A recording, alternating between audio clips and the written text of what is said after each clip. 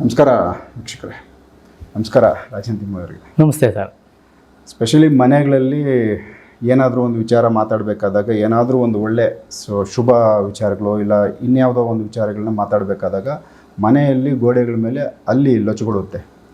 ಆ ಲೊಚಗುಟ್ರೆ ಆ ಸೌಂಡು ಶಬ್ದ ನಮಗೆ ಆ ಕೆಲಸ ಆಗುತ್ತೋ ಇಲ್ಲ ಆಗಲ್ಲೋ ಇದನ್ನು ಡಿಸೈಡ್ ಮಾಡ್ತಾರೆ. ಇದು ಇವತ್ತಿನ ಬಂದಿರೋದಲ್ಲ, ತುಂಬ ಪೂರ್ವಿಕರಿಂದ ಇದನ್ನು ಫಾಲೋ ಮಾಡ್ತಾ ಬಂದಿದ್ದಾರೆ. ಯಾವುದೋ ಒಂದು ವಿಚಾರದಲ್ಲಿ ಅಲ್ಲಿ ಲೊಚಗುಡ್ತದ್ರೆ ಇದು ಶುಭ ಶಕನ, ಇದನ್ನು ಮಾಡ್ಬೋದು ಅಂತಾರೆ. ಸೊ ಇವೆಲ್ಲ ಒಂದು ನಮಗೆ ನಮ್ಮ ಮನೆ ಒಳಗಡೆ ನಮಗೆ ಗೊತ್ತಿಲ್ದಿರೋ ಯಾವುದೋ ಒಂದು ಜೀವಿ ಅದೇನೋ ಒಂದು ಸೂಚನೆ ಕೊಡುತ್ತೆ. ಆ ಸೂಚನೆ ನಮಗೆ ಅದಕ್ಕೆ ಕನೆಕ್ಟ್ ಆಗುತ್ತಾ, ನಮ್ಮ ಭಾಷೆ ಅದಕ್ಕೆ ಅರ್ಥ ಆಗುತ್ತಾ, ನಾವೇನು ಮಾತಾಡ್ತಾ ಇದ್ವಿ ಅದಕ್ಕೆ ಕಾಣಿಸುತ್ತಾ ಇಲ್ಲ ಗೋಚರ ಆಗುತ್ತಾ, ನಮ್ಮ ವಿಚಾರನ ಅದು ಫ್ಯೂಚರಲ್ಲಿ ನೋಡುತ್ತಾ. ಸೊ ಅದು ನೋಡಿ ಅದೇನೋ ಲೊಚ್ಬಿಡ್ತಾರೆ, ಇದು ಆಗುತ್ತೆ ಅಂದರೆ ಅದು ನಮಗೆ ಸೂಚನೆ ಕೊಟ್ಟಿದ್ದ ಇಲ್ಲ ಅದ್ರ ಪಾಡಕ್ಕೆ ಅದೇನೋ ಅಂದಿದ್ದ. ಇದು ನಮಗೆ ಗೊಂದಲ ಐತೆ. ಯಾಕಂದರೆ ಇದ್ರದ್ದೊಂದು ಶಾಸ್ತ್ರ, ಅಲ್ಲಿ ಶಾಸ್ತ್ರನೇ ಮಾಡಿದ್ದಾರೆ. ಪೂರ್ವಿಕರು ಇದನ್ನು ಬಳಸ್ಕೊತ ಬಂದವರು ಇವತ್ತಿಗೂ ಕೂಡ ಅದನ್ನು ಯೂಸ್ ಮಾಡ್ತಾ ಇದ್ದಾರೆ. ಸೊ ಇದ್ರ ಬಗ್ಗೆ ಒಂದು ಕ್ಲಾರಿಟಿ ಕೊಡಿ, ಈ ಅಲ್ಲಿ ಶಾಸ್ತ್ರ ಅಲ್ಲಿ ಶಕುನದ ಬಗ್ಗೆ. ಮೊದಲಿಗೆ ಎಲ್ಲ ವೀಕ್ಷಕ ಮಿತ್ರರಿಗೂ ನಮಸ್ಕಾರ. ಅರವಿಂದ್ ಸರ್, ಅಲ್ಲಿ ಎಲ್ಲರ ಮನೆಯಲ್ಲೂ ವಾಸ ಮಾಡುತ್ತೆ. ಅದರಲ್ಲಿ 3 ಥರ ಹಲ್ಲಿಗಳು ಬರುತ್ತೆ: ಕಪ್ಪು ಹಲ್ಲಿ, ಬಿಳಿ ಹಲ್ಲಿ, ಮಚ್ಚೆ ಹಲ್ಲಿ ಅಂತ. ಮಚ್ಚೆ ಹಲ್ಲಿಗಳೆಲ್ಲ ಬೇರೆ ಬೇರೆ ಮರದ ಪೊಟ್ರೆನಲ್ಲಿ ಹೊರಗಡೆ ಅವು ವಾಸಿಸ್ತವೆ. ಕಪ್ಪು ಹಲ್ಲಿ, ಬಿಳಿ ಹಲ್ಲಿ 2 ಮನೆಯಲ್ಲಿರ್ತವೆ. ಅವು ಸೂಚನೆಗಳನ್ನ ಕೊಡ್ತಾ ಬರ್ತವೆ. ನಾವು ಹಿಂದಿಂದನೂ ನಾವು ನೋಡ್ಕೊಂಬರೋದಾದರೆ ಕೆಲವು ಸಮಯದಲ್ಲಿ ಪ್ರಕೃತಿನಲ್ಲಿ ಏರುಪೇರು ಕಾಣುವಂಥ ಸಮಯದಲ್ಲಿ, ಈಗ ಸುನಾಮಿ ಆಯಿತು, ಸಮುದ್ರದ ತಡದಲ್ಲಿ ಇದ್ದಿದ್ದ ಆಮೆಗಳೆಲ್ಲ ಬಂದು ದಡ ಸೇರಿದ್ವು, ಇಲ್ಲ ಅಲ್ಲಿ ಇದ್ದಿದ್ದಂಥ ಪಕ್ಷಿಗಳೆಲ್ಲ ಒಂದೇ ಸಮಯಕ್ಕೆ ಆಚೆ ಬಂದವು. ಇದನ್ನು ತುಂಬ ಮೀಡಿಯಾಗಳಲ್ಲೆಲ್ಲ ತೋರಿಸಿದ್ದಾರೆ. ಅದೇ ರೀತಿಯಾಗಿ ನಮ್ಮ ಪ್ರಕೃತಿನಲ್ಲಾಗಲಿ ನಮ್ಮ ಜೀವನದಲ್ಲಾಗಲಿ ಏನಾದರೂ ವ್ಯತ್ಯಾಸಗಳು ಕಾಣೋದಾದರೆ ಮೊದಲಿಗೆ ಗೊತ್ತಾಗೋದೇ ಪ್ರಾಣಿಗಳಿಗೆ, ಅವ್ರಿಗೆ.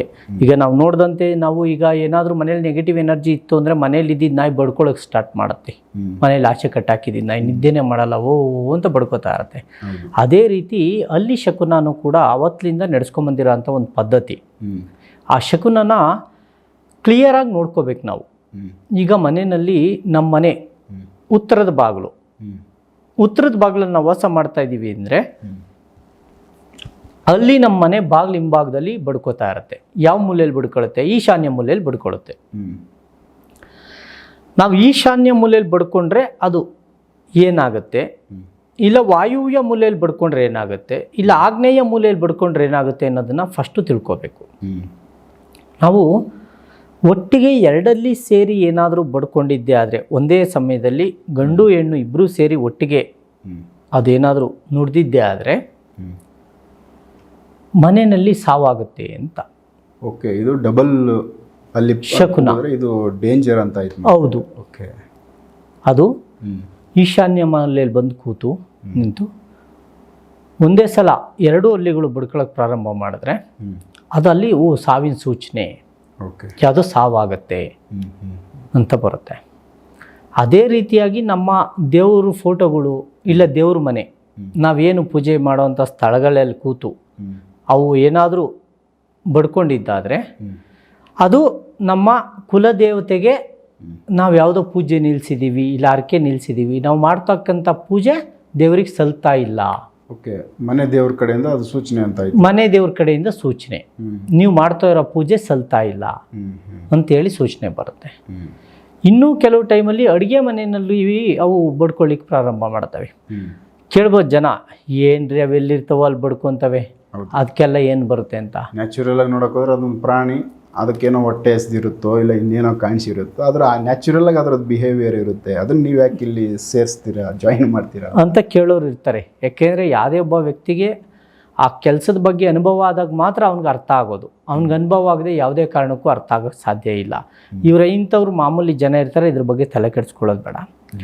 ಅಡುಗೆ ಮನೆಯಲ್ಲಿ ಏನಾದರೂ ಅದು ನುಡಿದಿದ್ದೇ ಆದರೆ ಮುಂದೆ ಈ ಮನೆಯಲ್ಲಿ ಆಹಾರ ಊಟಕ್ಕೆ ಕೊರತೆ ಬರುತ್ತೆ. ಓಕೆ ಓಕೆ, ಊಟಕ್ಕೆ ತೊಂದರೆ ಆಗುತ್ತೆ ಅಂತ. ಊಟಕ್ಕೆ ತೊಂದರೆ ಆಗುತ್ತೆ, ಆಹಾರಕ್ಕೆ ಕೊರತೆ ಬರುತ್ತೆ, ಫೈನಾನ್ಷಿಯಲಿ ಡೌನ್ ಆಗ್ತೀರಾ. ಒಬ್ಬ ಮನುಷ್ಯನಿಗೆ ಫೈನಾನ್ಷಿಯಲಿ ನಾವು ನೋಡೋದು ಹೆಂಗೆ, ನಾವು ತಿನ್ನೋ ಊಟ, ಹಾಕೋ ಬಟ್ಟೆ, ನಾವು ನಡೆಸೋ ರಾಯಲ್ ಜೀವನದಲ್ಲಿ ನಾವು ಯಾವ ಥರ ಇದ್ದೀವಿ ಅಂತ ನೋಡ್ತೀವಿ. ಫೈನಾನ್ಷಿಯಲಿ ವೀಕ್ ಇದ್ದಾಗ ಏನು ಮಾಡ್ತೀವಿ, ಮನೇಲಿ ಏನಿರುತ್ತೋ ಅದನ್ನು ಹೊಂದಿಸ್ಕೊಂಡು ಊಟ ಮಾಡೋಕ್ಕೆ ಪ್ರಯತ್ನ ಪಡ್ತೀವಿ. ಜೇಬ್ ತುಂಬ ದುಡ್ಡಿದ್ರೆ ಏನು ಮಾಡ್ತೀವಿ, ಬೇಕಾಗಿತ್ತು ತಗೊಂಡು, ಇವತ್ತು ಹೋಗಿದ್ದು ತೊಗೊಂಬ, ಹೋಗಿ ಇದು ತೊಗೊಂಬ, ಇದು ಮಾಡು, ಇದೊಂದು ಸ್ವಲ್ಪ ಚೆನ್ನಾಗಿಲ್ವಾ ಆಚೆ ಹಾಕು ಅನ್ನೋ ಪ್ರಾರಂಭ ಮಾಡ್ತೀವಿ. ಅದೇ ಫೈನಾನ್ಷಿಯಲಿ ವೀಕ್ ಆಗಿದ್ದಾಗ ರಾತ್ರಿ ಮಾಡಿಟ್ಟ ಅಡುಗೆ ಬೆಳಿಗ್ಗೆ ಕೂಡ ಚೆನ್ನಾಗಿದೆ ಅಂತ ತಿಂತೀವಿ, ಇರೋದ್ರಲ್ಲಿ ಅಡ್ಜಸ್ಟ್ ಮಾಡ್ತೀವಿ. ಇದು ಅವನ ಫೈನಾನ್ಷಿಯಲಿ ಮತ್ತು ಅವನ ಏನು ಮನೆ ವಾತಾವರಣನ ಸೂಚಿಸುತ್ತದೆ. ಅಡುಗೆ ಮನೆಯಲ್ಲಿ ಅದೇನಾದರೂ ನೋಡಿದ್ರೆ, ಅದೇನಾದರೂ ಮನೆ ಯಜಮಾನ ಮಲಗುವಂಥ ಕೋಣೆನಲ್ಲಿ ಕೂತು ನೋಡಿದ್ರೆ ಅದಕ್ಕೆ ಅರ್ಥನೇ ಬೇರೆ ಬರುತ್ತೆ. ಮನೆ ಯಜಮಾನಿಗೆ ಯಾವುದೋ ತೊಂದರೆ ಇದೆ, ಮನೆ ನಿಭಾಯಿಸ್ತಿರ್ತಕ್ಕಂಥ ಯಜಮಾನಿಗೆ ಯಾವುದೋ ತೊಂದರೆ ಇದೆ ಅಂತ ಹೇಳ್ತೀವಿ.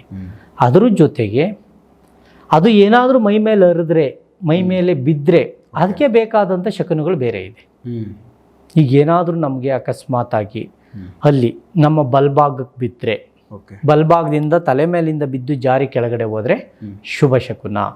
ಬಲಗಡೆ ಬಿದ್ದರೆ ಎಡಭಾಗದಿಂದ ಬಿದ್ದು ತಲೆ ಮೇಲಿಂದ ಬಿದ್ದು ಜಾರಿ ಹೋದರೆ ಇದು ಕೆಟ್ಟ ಸೂಚನೆ. ಕಾಲ ಮೇಲೆ ಬೆರಳ ಮೇಲೆ ಬಿದ್ದರೆ ಒಂದು ಸೂಚನೆ ಇದು.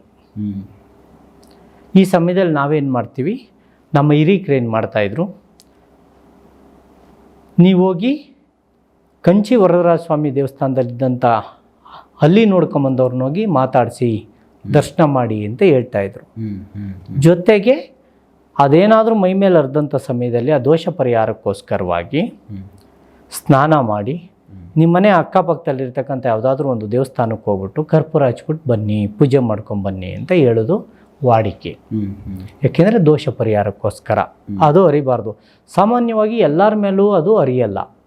ಈಗ ಎಲ್ಲ ಮನೆಯಲ್ಲೂ ಹಲ್ಲಿಗಳಿರ್ತವೆ, ಯಾರ ಮೇಲೂ ಅರಿಯಲ್ಲ ಅತಿ ಹೆಚ್ಚಾಗಿ. ಇವಾಗ ಮಕ್ಕಳು ಮಲಗಿರ್ತಾರೆ, ಮನುಷ್ಯರು ಎಲ್ಲ ಜನಗಳು ಮಲಗಿರ್ತಾರೆ, ಯಾರ ಮೇಲೂ ಅಷ್ಟು ಸುಲಭವಾಗಿ ಅರಿಯಲ್ಲ. ಅದು ಏನಾದರೂ ಬಂದಿದೆ ನಮ್ಮ ಮನೆಯಲ್ಲಿ ಅತಿ ಹೆಚ್ಚಾಗಿ ಕಾಣ್ತಾ ಇದೆ ಅದು ಅಂದರೆ ಅದು ಸೂಚನೆ ಕೊಡೋಕ್ಕೆ ಬಂದಿದೆ ಅಂತ ಅರ್ಥ ಮಾಡ್ಕೋಬೇಕು ನಾವು. ಓಕೆ, ಅಂದರೆ ಇದರಲ್ಲಿ ಸೂಚನೆ ಏನು ಕೊಡ್ತಾ ಐತೆ ಅದು ಕರೆಕ್ಟಾಗಿ ಲೆಕ್ಕ ಹಾಕೊಂಡು ನೋಡಿದ್ರೆ ಅದರಿಂದ ನಮಗೆ ಮನುಷ್ಯನಿಗೆ ಹತ್ರ ಇದೆ, ಮನುಷ್ಯನ ಜೀವನಕ್ಕೆ ಅದು ಕೊಡೋ ಸೂಚನೆಗೆ ತುಂಬ ಹತ್ರ ಇದೆ. ಸೊ ಅದ್ರ ಬಗ್ಗೆ ಅಂದರೆ ಇದು ಅಲ್ಲಿ ಬಂದು ನಮ್ಮ ಭಾಷೆನ ಅದು ಕೇಳಿನೇ ಅಲ್ಲಿ ಹಚ್ಕೊಟ್ಟುತ್ತಾ, ಇಲ್ಲ ಆಟೋಮೆಟಿಕ್ ಆ ಟೈಮ್ನಲ್ಲಿ ಅದಕ್ಕೆ ಅನಿಸುತ್ತಾ, ಇಲ್ಲ ಯಾವುದಾದ್ರೂ ಆ ಶಕ್ತಿಗಳು ಇಲ್ಲ ದೈವಗಳು ಆ ಥರ ಮಾಡಿಸುತ್ತವೆ? ಇದು ಯಾವ ಥರ ಇದು? ಮನುಷ್ಯನಿಗೂ ಪ್ರಾಣಿಗಳಿಗೂ ಅವಿನಾಭಾವ ಸಂಬಂಧ ಇದೆ ಜೀವನಕ್ಕೆ. ನಾವೇನಾದರೂ ಮಾತನಾಡ್ತಿದ್ರೆ, ನಾವೇನಾದರೂ ಮಾತಾಡಿ ನಿಲ್ಲಿಸ್ತಿದ್ದಂಗೆ ಅವು ಸ್ಟಾರ್ಟ್ ಮಾಡ್ತವೆ. ಮಧ್ಯದಲ್ಲಿ ಯಾಕೆ ಮಾಡಲ್ಲ? ಈಗ ಬೇರೆ ಸಮಯದಲ್ಲಿ ಯಾಕೆ ನಾವೆಲ್ಲ ಮಲಗಿದ್ದತ್ನಲ್ಲಿ ಅದು ನುಡಿಬೋದಲ್ಲ, ಯಾಕೆ ನುಡಿಯಲ್ಲ ಆ ಸಮಯದಲ್ಲಿ? ನಾವು ಮಾತಾಡಿ ಯಾವುದಾದ್ರೂ ಒಂದು ವಿಚಾರ ಚರ್ಚೆ ಮಾಡಿ ಪ್ರಸ್ತಾಪ ಮಾಡಿ ನಿಲ್ಲಿಸಿದ ನಂತರ ಯಾಕೆ ಅದು ಸ್ಟಾರ್ಟ್ ಮಾಡುತ್ತೆ? ಅದು ನಮಗೆ ಒಂದು ಸೂಚನೆ. ಆ ಸೂಚನೆನ ನಾವು ಮುಂಚೆ ನೋಡಿ ಇಟ್ಕೋಬೇಕು. ಯಾರ್ಯಾರ ಮನೆಯಲ್ಲಿ ಅತಿ ಹೆಚ್ಚು ಹಲ್ಲಿಗಳು ಬಂದು ನುಡಿತಾ ಇದೆ ಅವ್ರು ಫಸ್ಟು ತಿಳ್ಕೊಬೇಕಾಗಿರೋದಿಷ್ಟೇ, ಯಾವ ಭಾಗದಲ್ಲಿ ನುಡಿತಾ ಇದೆ, ಎಲ್ಲಿ ನುಡಿತಾ ಇದೆ. ಫಸ್ಟ್ನೇ ದಿವಸ ಅದು ನುಡಿದಂಥ ಸಮಯದಲ್ಲಿ ನಮ್ಮ ಕೆಲಸ ಆಯ್ತಾ, ಆಗಿಲ್ವಾ, ಇಲ್ಲ ಅದು ಯಾವ ಥರ ಸೂಚನೆ ಕೊಟ್ಟಿತ್ತು, ನಾನು ಓದಂಥ ಕೆಲಸದಲ್ಲಿ ತೊಂದರೆ ಆಯಿತಾ, ನನಗೆ ಆರೋಗ್ಯದಲ್ಲಿ ಏರುಪೇರು ಆಯಿತಾ ಅನ್ನೋದನ್ನು ನೋಡ್ಕೋಬೇಕು. ಕೆಲವೊಂದು ಸರಿ ಅಡುಗೆ ಮಾಡಬೇಕಾದ್ರೆ ಅಡುಗೆ ಪಾತ್ರೆಗಳಿಗೆ ಅಲ್ಲಿ ಬಿದ್ದೋಗ್ಬಿಡುತ್ತೆ, ಗೊತ್ತಿಲ್ದಿರ ಬಿದ್ದಿರುತ್ತೋ ಇಲ್ಲ ಏನೋ ಬೈ ಚಾನ್ಸ್ ಬಿದ್ದೋಗಿರುತ್ತೋ, ಇದು ಯಾಕಾಗುತ್ತೆ? ಯಾರ ಮನೆಯಲ್ಲಿ ಊಟದೊಳಗಡೆ ಅಲ್ಲಿ ಬಿದ್ದಿದೆ ಅವ್ರಿಗೆ ದಾರಿದ್ರ್ಯ ತಪ್ಪಿದ್ದಲ್ಲ, ದಾರಿದ್ರ್ಯ ಯಾವ ಕಾರಣಕ್ಕೂ ತಪ್ಪಿದ್ದಲ್ಲ. ಅಲ್ಲಿಗೆ ಅವರು ಆ ಮನೇನ ಮತ್ತೆ ಶುದ್ಧಿ ಮಾಡಬೇಕು ಅಂತ, ಅಲ್ಲಿಗೆ ಆ ಮನೆಯಲ್ಲಿ ಅನ್ನದ ಋಣ ಮುಗಿದಿದೆ, ಅನ್ನಕ್ಕೆ ಅಭಾವ ಬರುತ್ತೆ, ಆರೋಗ್ಯದಲ್ಲಿ ಏರುಪೇರು ಆಗುತ್ತೆ ಅಂತ ಸೂಚಿಸುತ್ತೆ. ಸೊ ಅದು ಕೂಡ ಸೂಚನೆ ಖಂಡಿತ. ಅದು ಸತ್ತಿರುತ್ತೆ. ಹೌದು, ಸತ್ತಿರುತ್ತದು. ಅಲ್ಲಿಗದು ನಿಮ್ಮ ಭವಿಷ್ಯ ಹೇಳೋದನ್ನು ನಿಲ್ಲಿಸಿರುತ್ತದು. ಸೊ ಇವೆಲ್ಲ ಇಂಪಾರ್ಟೆಂಟ್ ಇದ್ದಾವೆ. ಖಂಡಿತ. ತುಂಬ ಎಚ್ಚರಿಕೆಯಿಂದ ಈ ಶಕುನಗಳನ್ನ ಆಲಿಸ್ಬೇಕು ನಾವು. ಆಲಿಸಿ ಅದ್ರ ಬಗ್ಗೆ ತಿಳ್ಕೊಂಡು ಆ ನಂತರ ನಾವು ಮಾಡೋ ಕಾರ್ಯಕ್ಕೆ ಮುಂದೋಗಬೇಕು. ಸೊ ಮನೆಯಲ್ಲಿ ಸಾಮಾನ್ಯವಾಗಿ ಅಲ್ಲಿಗೆ ಸಂಬಂಧಪಟ್ಟಂತೆ ಹಿರಿಯರು ಇದನ್ನು ತುಂಬ ಚೆನ್ನಾಗಿ ಫಾಲೋ ಅಪ್ ಮಾಡ್ತಾರೆ. ಪ್ರತಿಯೊಂದಕ್ಕೂ ಒಂದು ಮಾತಲ್ಲಿ ಅದನ್ನು ಗುರ್ತಿಡಿದು ಅದನ್ನು ಶುಭ ಅಂತ ಹೇಳ್ತಾರೆ. ಸಪೋಸ್ ಈಗ ನಾವು ಆಚೆ ಹೋಗ್ಬೇಕಾದ್ರೆ, ಮನೆಯಿಂದ ಆಚೆ ಹೋಗ್ಬೇಕಾದ್ರೆ ಏನೋ ಒಂದು ತುಂಬಿದ ಕೊಡ ಅಡ್ಡ ಬರೋವಂಥದ್ದು, ಇವೆಲ್ಲ ಶಕುನಗಳು ನಾವು ಹೇಳ್ತಾ ಇದ್ದೀವಿ. ಸೌದೆ ಅಡ್ಡ ಬರೋವಂಥದ್ದು, ಇಂಥವೇನೋ ಬಂದರೂ ಕೂಡ ಇವು ಕೂಡ ಕೌಂಟ್ ಆಗ್ತವೆ. ಇದು ಅದು ಎಲ್ಲವೂ ಒಂದು ಶಾಸ್ತ್ರನೇ. ಇದು ಎಲ್ಲೋ ಒಂದಷ್ಟು ಹಿಂದಿನಿಂದ ನಡ್ಕೊತ ಬಂದೈತೆ. ಕೆಲವರು ಇದನ್ನು ನ್ಯಾಚುರಲ್ ಅಂತ ಅಂದರೂ ಕೂಡ ಕೆಲಸಗಳಲ್ಲಿ ಒಂದು ಬೇಕಾಟ ಬಂದರೂ ಕೂಡ ಆ ಕೆಲಸ ಆಗುತ್ತೋ ಇಲ್ಲೋ ಅನ್ನೋದನ್ನು ಡಿಸೈಡ್ ಮಾಡ್ತಾರೆ ಹಿರಿಯರು. ಇವ್ರಿಗೆ ಈ ಜ್ಞಾನ ಎಲ್ಲಿಂದ ಬಂತು? ಹಿರಿಯರು ಈ ಒಂದು ಸಣ್ಣ ಪುಟ್ಟ ಸೂಚನೆಗಳಲ್ಲೇ ಇದಾಗುತ್ತೋ ಇಲ್ಲ ಆಗಲ್ಲೋ ಅಲ್ಲೇ ಹೇಳ್ಬಿಡ್ತಾರೆ. ಹಿಂದಿನ ಕಾಲದಲ್ಲಿ ಅರವಿಂದ್ ಸರ್ ಎಲ್ಲರೂ ಈಗಲೂ ಕೂಡ ಆಡುಭಾಷೆ ಥರ ಹೇಳ್ತೀವಿ, ವೇದ ಸುಳ್ಳಾದರೂ ಗಾದೆ ಸುಳ್ಳಾಗಲ್ಲ, ಅನುಭವ ಸುಳ್ಳಾಗಲ್ಲ ಅಂತ. ಹಿರಿಯರು ಯಾವುದಾದ್ರೂ ಒಂದು ವಿಚಾರ ನಮ್ಗೆ ತಿಳಿಸೋಗಿದ್ದಾರೆ ಅಂದರೆ ಅದು ಅವ್ರ ಅನುಭವ.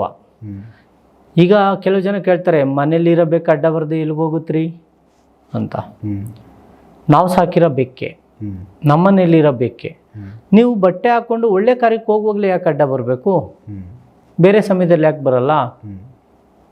ಅದು ಇಲ್ಲಿಂದ ಕೊಡ್ತಾ ಇರ್ತಕ್ಕಂಥ ಸೂಚನೆಗಳು ಕೆಲವೊಂದು. ಈಗ ಬಲ್ಭಾಗದಿಂದ ಎಡಭಾಗಕ್ಕೆ ಹೋಯ್ತಾ, ಎಡಭಾಗದಿಂದ ಬಲ್ಭಾಗಕ್ಕೆ ಹೋಯ್ತಾ, ಆ ಸಮಯದಲ್ಲಿ ನಾನು ನಿಮ್ಗೊಂದು ವಿಚಾರ, ನನ್ನ ಸ್ವಂತ ವಿಚಾರ ತಿಳಿಸ್ತೀನಿ ನಾನು ನಿಮಗೆ. 2012-13 ಸಮಯದಲ್ಲಿ ನನ್ನ ಹತ್ರ ಕೆಲವೊಂದು ವೆಹಿಕಲ್ಗಳಿತ್ತು, ಬಸ್ಗಳಿತ್ತು, ಮಿನಿ ಬಸ್ಗಳಿತ್ತು. ನಾನು ಟ್ರಾನ್ಸ್ಪೋರ್ಟ್ ಮಾಡಿದ್ದೆ. ನಾನು ನಮ್ಮ ಮನೆಯಲ್ಲಿತ್ತು, ನಮ್ಮ ಅಣ್ಣ ಅದನ್ನು ನೋಡ್ಕೊತಾ ಇದ್ರು. ಹೊಸದೊಂದು ಮಿನಿ ಬಸ್ ತರಬೇಕಾಗಿತ್ತು. ನಾನು ಮಿನಿ ಬಸ್ ತರಲಿಕ್ಕೆ ಅಂತ ಹೇಳಿ ನಮ್ಮೂರಿನಿಂದ ಒಂದು 5 ಕಿಲೋಮೀಟ್ರ್ ಮುಂದೆ ಹೋಗ್ತಾ ಇದ್ದೆ.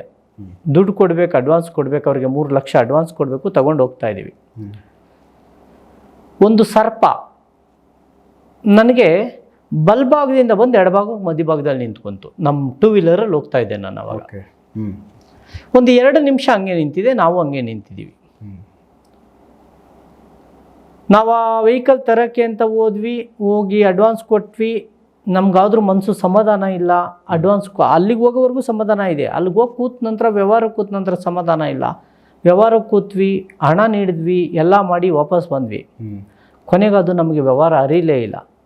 2 ತಿಂಗಳುಗಳ ಕಾಲ ಗಲಾಟೆ, ಅವ್ನು ಕೊಡ್ತೀನಿ ಅಂದು, ಕೊಡಲ್ಲ ಅಂದು, ಡಾಕ್ಯುಮೆಂಟ್ ಸರಿ ಇಲ್ಲ ಅಂದು, ಏನೇನೋ ಆಗಿ ಕೊನೆಗೆ ಆ ವ್ಯವಹಾರ ಆಗಲೇ ಇಲ್ಲ. ನಮ್ಗೆ ಕೊಟ್ಟಿದ್ದ ದುಡ್ಡಲ್ಲಿ 30,000 ಇಟ್ಕೊಂಡು 3 ಲಕ್ಷದಲ್ಲಿ 2,70,000 ವಾಪಸ್ ಕೊಟ್ಟ. ಅದು ಹೋಯ್ತು.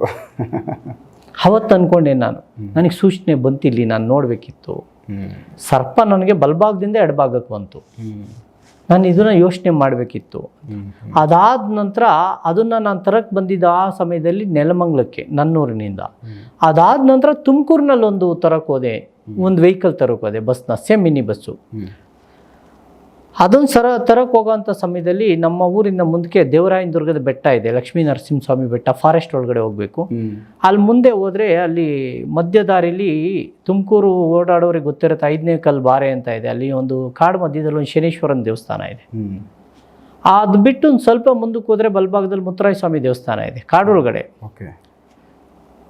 ದುಡ್ಡು ತೊಗೊಂಡು ಹೋಗ್ತಾ ಇದ್ವಿ.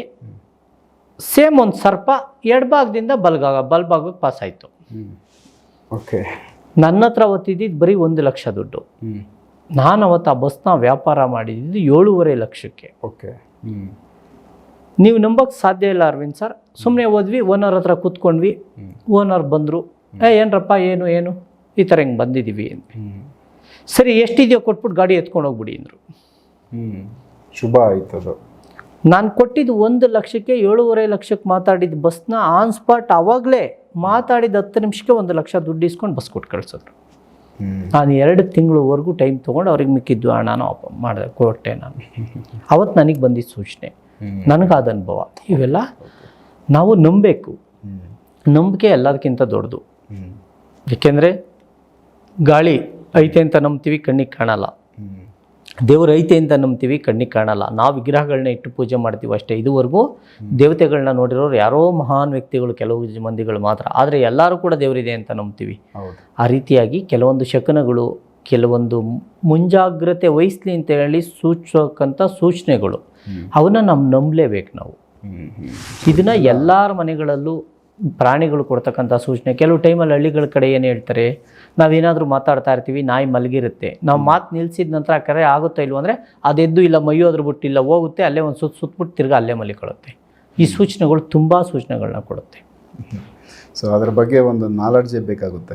ತಿಳ್ಕೊಬೇಕಂದ್ರೆ ಆ ಸೂಚನೆ ಏನು ಅಂತ ತಿಳ್ಕೊಬೇಕಂದ್ರೆ ನಮ್ಗೊಂದು ಜ್ಞಾನ ಇರಬೇಕು ನಮ್ಮಲ್ಲಿ. ಖಂಡಿತ. ಇಲ್ಲ ನಾಲೆಡ್ಜ್ ಇಲ್ಲ ಅಂದರೆ ನಮ್ಗೆ ಅದು ಗೊತ್ತಾಗಲ್ಲ, ಸಾಧ್ಯನೇ ಇಲ್ಲ. ಬಿಡು ಅದೇನೋ ಬಡ್ಕೊಂತ ಅಂತೀವಿ. ಹೌದು. ಬಟ್ ಅದ್ರದ್ದು ಬೇಸಿಕ್ಕು, ಅದು ವಿಚಾರಗಳು ಡೀಟೇಲಾಗಿ ತಿಳ್ಕೊಂಡಿದ್ರೆ ಅದು ಏನು ಅಂತ ನಾವು ಇಲ್ಲಿ ಮ್ಯಾಚ್ ಮಾಡೋಕ್ಕೆ ಸಾಧ್ಯ. ಹೌದು, ಚೆನ್ನಾಗಿದೆ ವಿಚಾರಗಳು. ಸೊ ಇನ್ನೂ ಈ ಥರದ್ದೇನ ಸ್ಪೆಷಲ್ ವಿಚಾರಗಳಿದ್ರೆ ನೆಕ್ಸ್ಟ್ ಕೂಡ ಮಾತಾಡ್ತಾ ಹೋಗೋಣ.